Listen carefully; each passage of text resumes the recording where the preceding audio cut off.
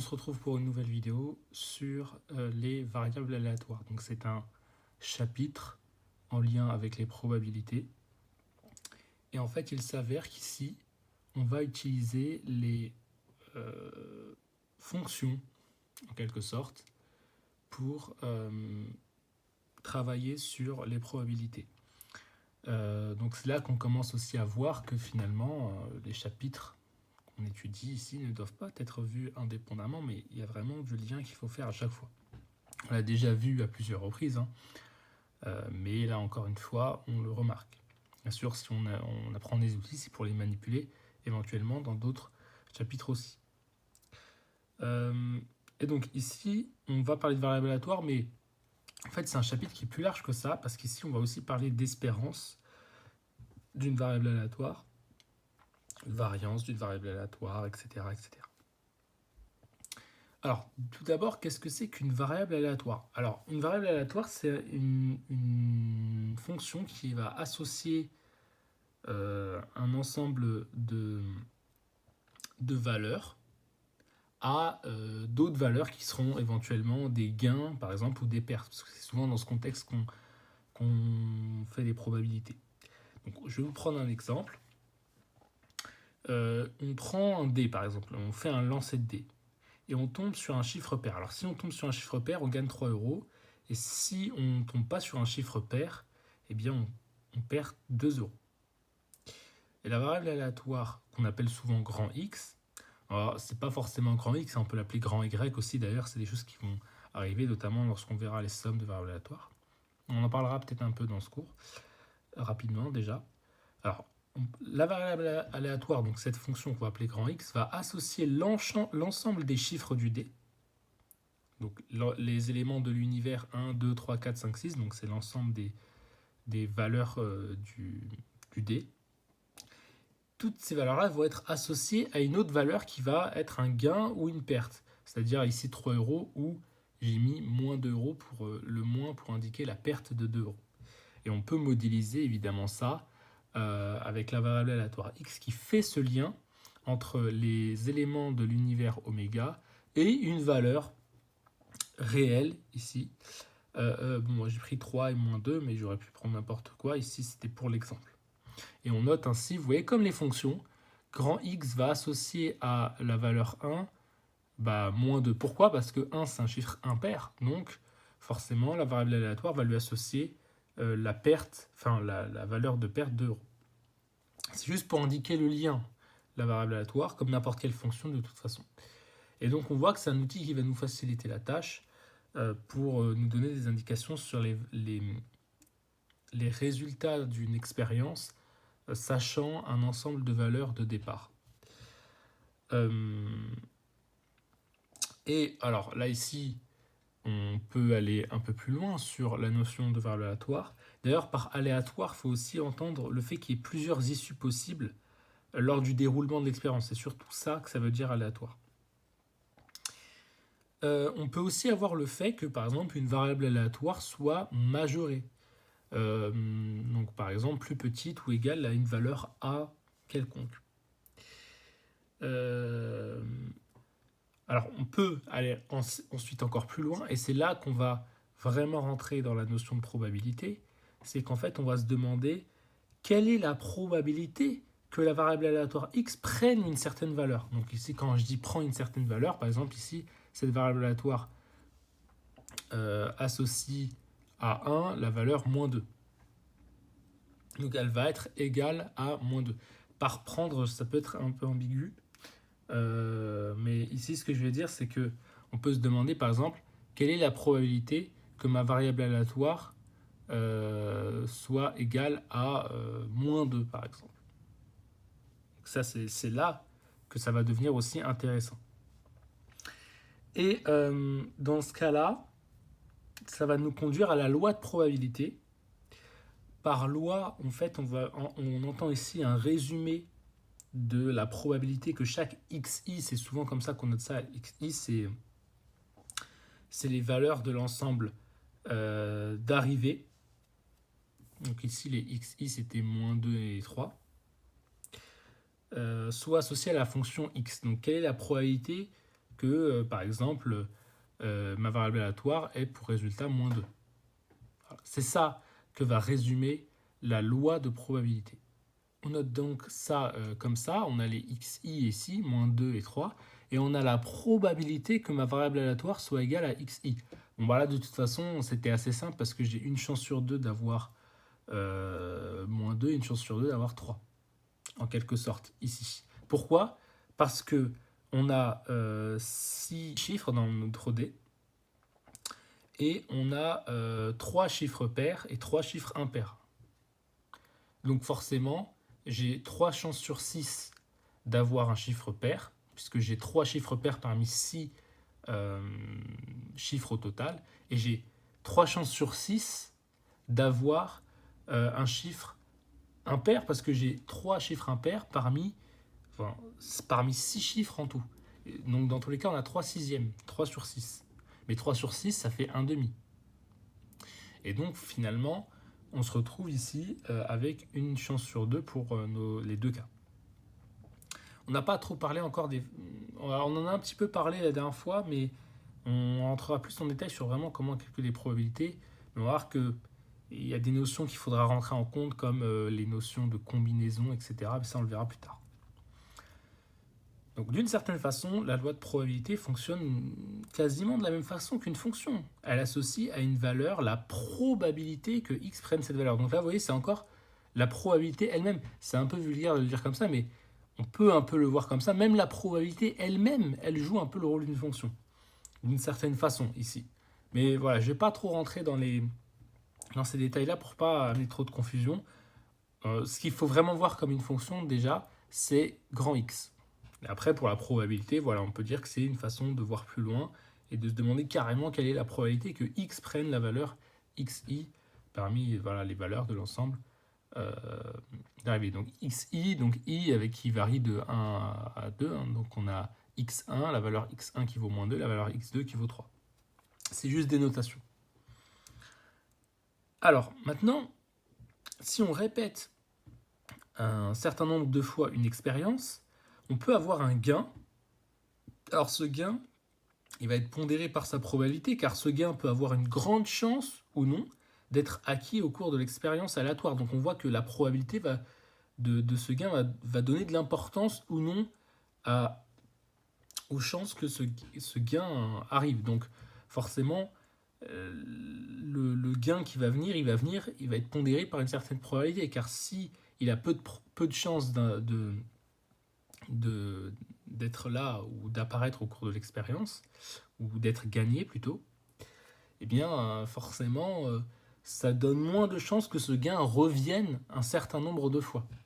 Et donc forcément ce qui va faire, entre autres, en tout cas dans la modélisation et dans ce qu'on estime qu'un gain va revenir souvent, ça va être le fait que sa probabilité soit grande, en gros. Et donc plus sa probabilité est grande, plus ce gain a de chances de revenir un certain nombre de fois. Donc on voit que ce nombre de fois que le gain vient, il est pondéré par la probabilité, puisque plus la probabilité est grande, plus ce gain a de chances de revenir un certain nombre de fois au cours d'expérience. Alors, ça signifie aussi que si on fait la somme des valeurs xi prises par notre variable aléatoire, pondérées chacune par leur probabilité, le résultat de cette somme sera plus proche du xi qui aura une grosse probabilité. En fait, le résultat qui aura le plus tendance à revenir, ce sera éventuellement celui dont la probabilité est la plus grande. Donc on voit, si vous vous souvenez des cours sur les statistiques et sur les moyennes, lorsqu'on avait parlé de moyenne pondérée, et bien là on est un petit peu dans cette idée-là de moyenne pondérée en fait. Et donc on voit que la pondération par la probabilité, elle va donner beaucoup plus d'impact à un certain xi qui aura donc a priori plus de chances de revenir un certain nombre de fois. Et cette somme-là, parce que on dit une somme parce que finalement on se rapproche un petit peu de la logique des moyennes pondérées, où on fait la somme et on divise par n, sauf que là on ne va pas vraiment diviser par n exactement. Donc c'est pas exactement une moyenne, mais on est à peu près dans l'idée de moyenne pondérée, mais adaptée aux probabilités, on va dire. Et donc cette somme-là, on l'appelle l'espérance, qui est notée grand E, et on parle en général de l'espérance de grand X, donc l'espérance d'une variable aléatoire. Alors, cette espérance, qu'est-ce qu'elle décrit? Elle décrit, donc c'est une somme déjà, on a les xi pondérés par leur probabilité pi. Donc par exemple, x1 a sa probabilité qu'on va appeler p1, par exemple. Qu'est-ce que décrit l'espérance? Elle décrit la valeur xi, donc pondérée par sa probabilité, sur laquelle il y a le plus d'espoir, entre guillemets, plus d'espérance, que l'on tombe. Et donc on va appliquer cette logique de moyenne en faisant la somme des xi pondérés par leur probabilité. Je rappelle d'ailleurs qu'une probabilité s'exprime en général, sa valeur s'exprime sous forme de quotient, avec un numérateur qui varie entre 0 et 1. Par exemple, probabilité, ça peut être 1/6, ça peut être... alors, je dis un numérateur qui varie entre 0 et 1 lorsque le quotient est sous une forme dite irréductible. Parce que je peux très bien avoir une probabilité qui vaut 2/6, mais 2/6, c'est un tiers finalement. Et donc ici, on voit qu'on est dans une logique de somme, un peu somme pondérée par la probabilité. Donc je répète un certain nombre de fois une expérience, j'additionne les valeurs de mes résultats, et évidemment, celui qui a une probabilité plus importante va tirer le résultat de cette somme vers lui. Un peu dans la même logique que pour les moyennes. Sauf que là, ici, on adapte les moyennes aux probabilités. Alors, cette espérance, ça se note comme ça. Donc, c'est une somme. On avait déjà fait une vidéo sur les sommes. Je peux vous inviter à la voir si vous n'avez pas vu pour comprendre un peu ce symbole. Somme qui varie de 1 à n des pi xi. Donc, p1 x1 plus p2 x2, etc. C'est ce que je renote ici. Qu'on peut aussi noter comme ça, d'ailleurs. Où, en fait, ici, on a donc oméga qui est l'univers dans lequel on trouve toutes les valeurs, donc tous les xi. Et donc là, j'ai noté autrement, je notais oméga i, enfin oméga 1, oméga 2, etc. C'est un peu comme ce qu'on avait vu dans l'exemple du début du cours, avec les valeurs moins 2 et 3. Moins 2 qui vaut x1 et 3 qui vaut x2. Et là, je peux aussi noter ça comme ça. Donc ma somme, avec les oméga enfin les petits oméga qui appartiennent au grand oméga, c'est des petites notations. Et on peut noter avec une majuscule la probabilité donc, de oméga. Alors oméga, il vaut quoi? Il vaut un certain xi en fait. Alors pourquoi ça marche? Parce que oméga finalement, c'est une valeur de l'univers. Donc ça, j'aurais pu aussi les appeler xi d'ailleurs, il n'y a pas de problème. Mais xi, c'est la valeur que va prendre grand X. Ici, oméga, ça revient à dire grand X est égal à xi. C'est la valeur xi qu'on a ici. Donc et on cherche la probabilité que grand X prenne une certaine valeur xi qu'on appelle aussi oméga.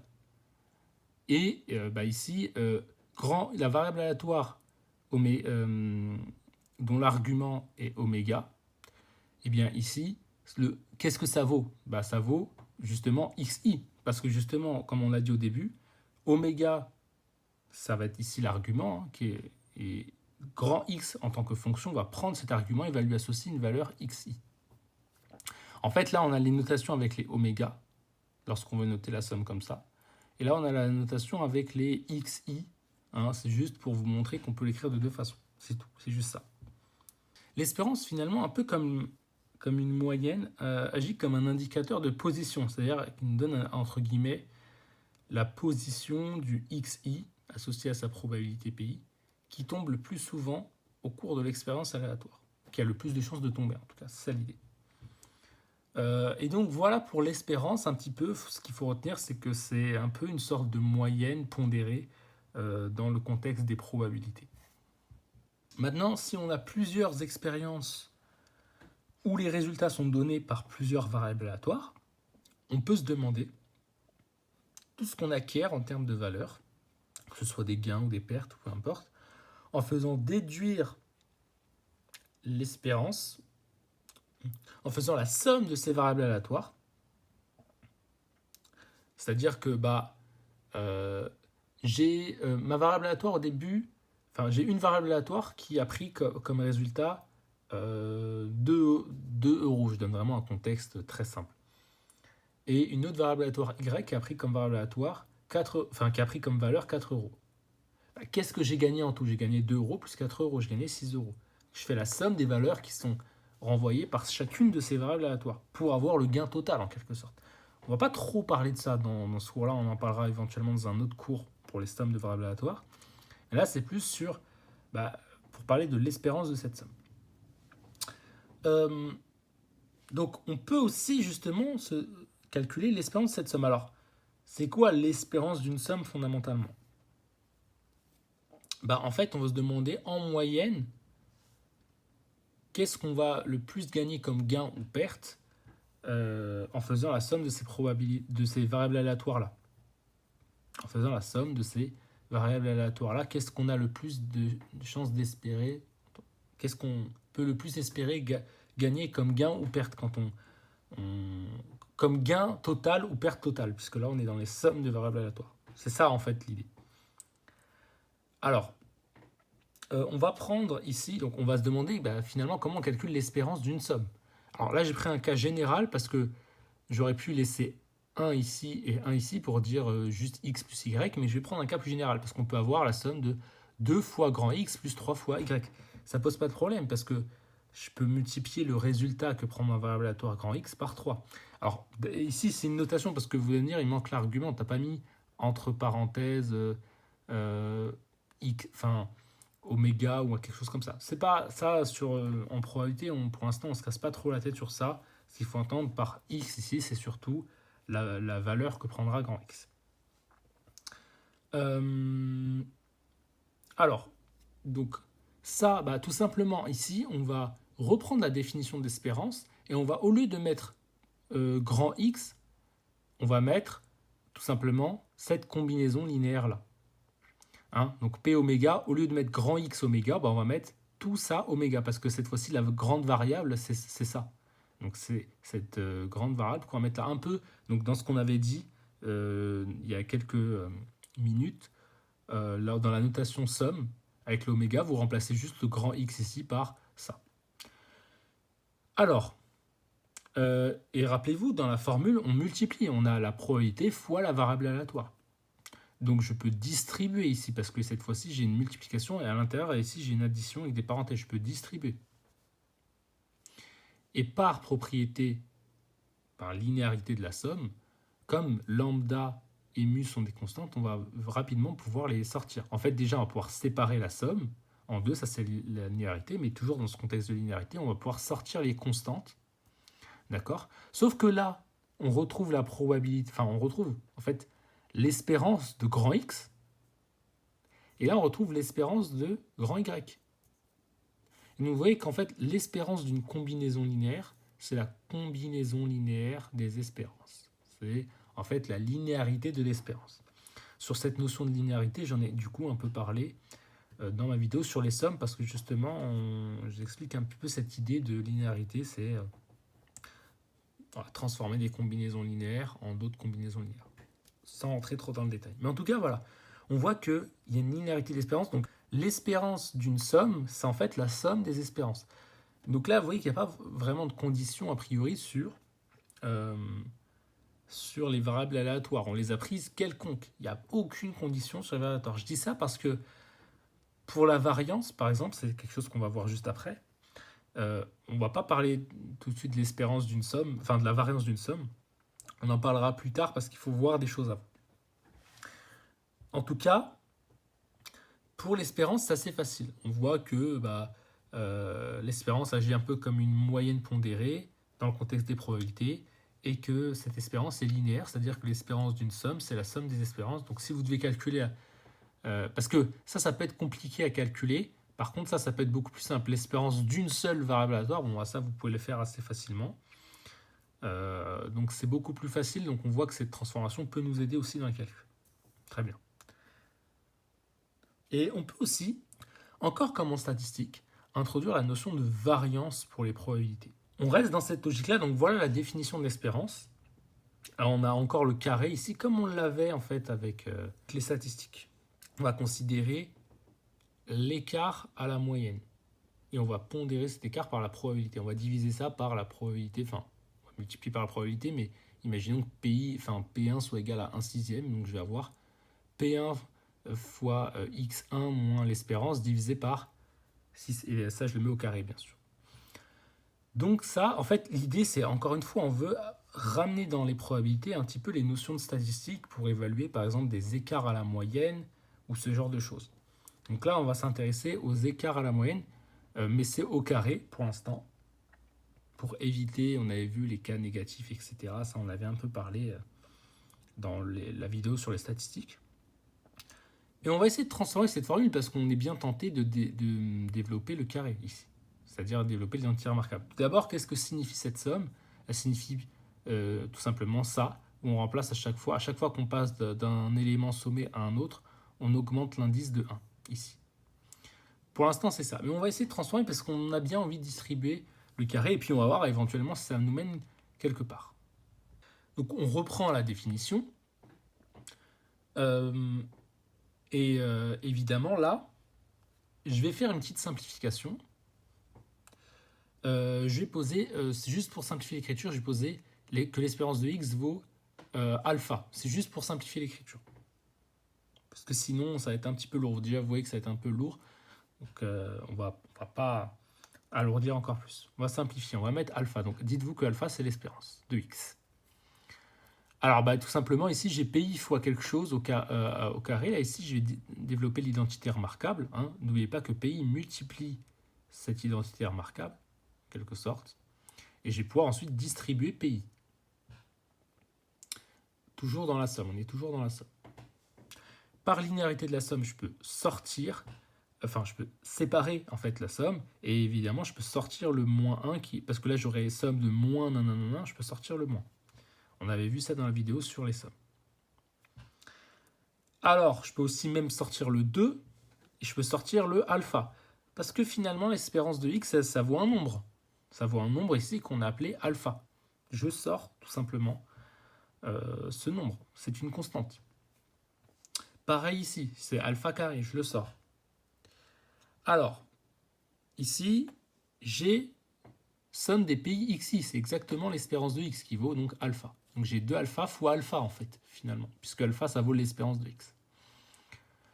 Alors ici, la somme des probabilités, on a dit que ça vaut 1, ça c'était ce qu'on avait vu dans la première vidéo sur les probabilités.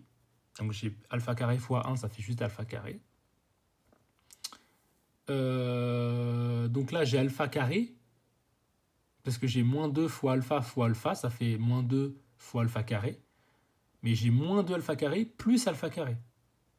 Donc ça fait juste moins alpha carré. Voilà, donc j'enlève 2 alpha carré, puis j'en rajoute 1. Si vous voulez, vous pouvez aussi factoriser par alpha carré. Vous aurez alpha carré facteur de moins 2 plus 1, c'est-à-dire alpha carré moins 1, ça fait moins alpha carré. Sauf qu'on a dit que alpha, c'était l'espérance de x. Donc alpha carré, c'est l'espérance de x au carré. Et puis là, j'ai la somme des pi xi carré. Donc en fait, ce que je prends comme résultat, c'est pas juste le résultat pris par ma variable aléatoire. C'est pas espérance de x, mais c'est espérance de x au carré.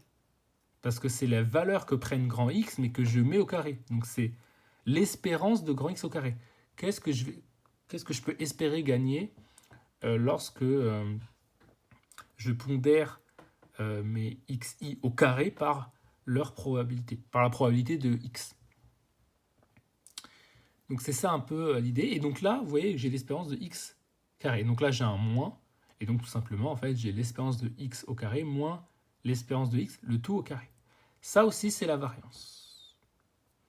En tout cas, rien qu'à en revenir à la définition, on comprend bien que donc, la variance, en quelque sorte, c'est un peu la même idée que celle qu'on avait vue en statistique. On parle d'écart à la moyenne.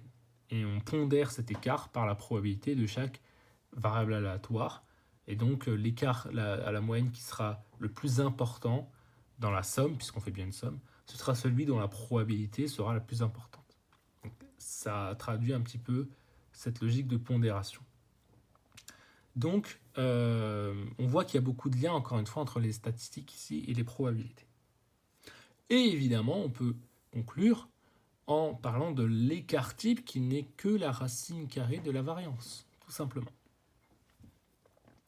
Donc voilà un peu l'idée pour ce chapitre sur les variables aléatoires. Donc en gros, les variables aléatoires, voilà, ce sont des fonctions qui associent à un ensemble de valeurs de départ, un ensemble d'éléments de départ, des valeurs à l'arrivée.